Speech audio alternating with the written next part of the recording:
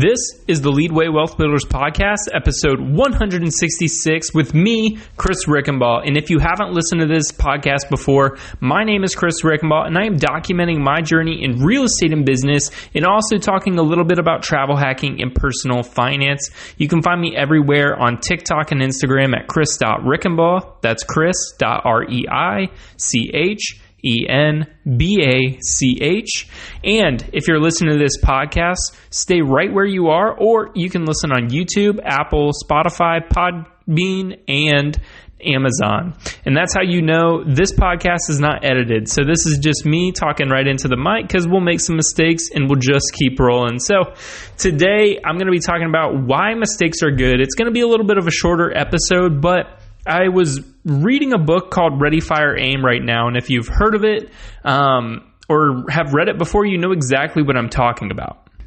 And the author is talking about 4 different stages of wealth building. So this first part, kind of where I am exactly where I am right now, is the 0 to 1 million phase. And he's talking about selling. Sales is your number one goal. And then once you move into the second stage after 1 million, I believe it's 1 to 5 or 1 to 10 million, he starts talking about a lot of mistakes and introducing new products. And one of the quotes he has in the book is, as long as everyone learns from them, mistakes are good. And I think that just highlights everything that I'm going through in this first 1 to 2 years in real estate, because how I've been saying it lately is, year one was about getting started, making a ton of mistakes, but I learned so much, and I only learn when those mistakes happen, because then you learn the right way to be able to do it.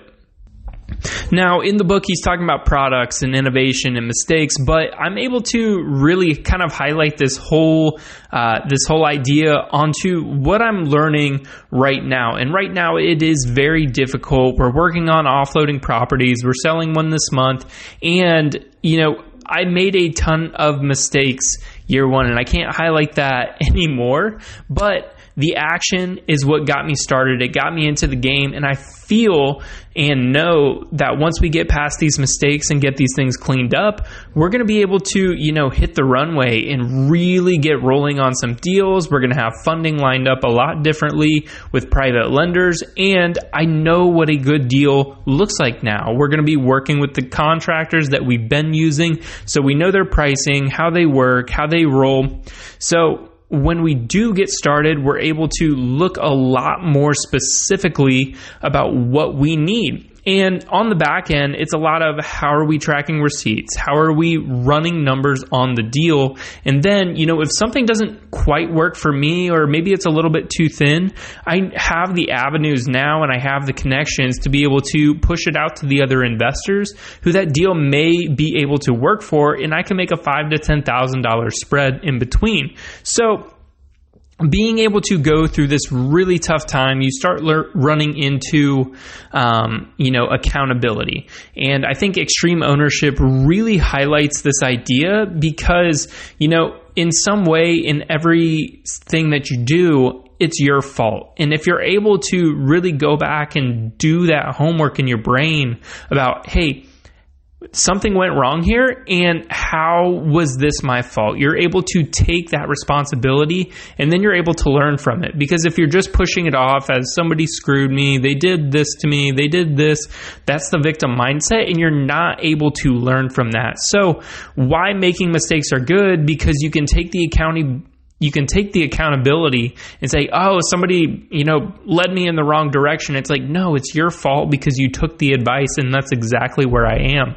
So being able to correct those mistakes, that's going to look so much better to the other investors, to your lenders, and to everybody else, because you said, hey, I'm owning up to these mistakes. I screwed up, and now I'm able to come back and say, hey, after these mistakes, here's what I'm doing now. Here's how I corrected it, and here's how I came back and built better relationships. I'm buying better deals with better spreads.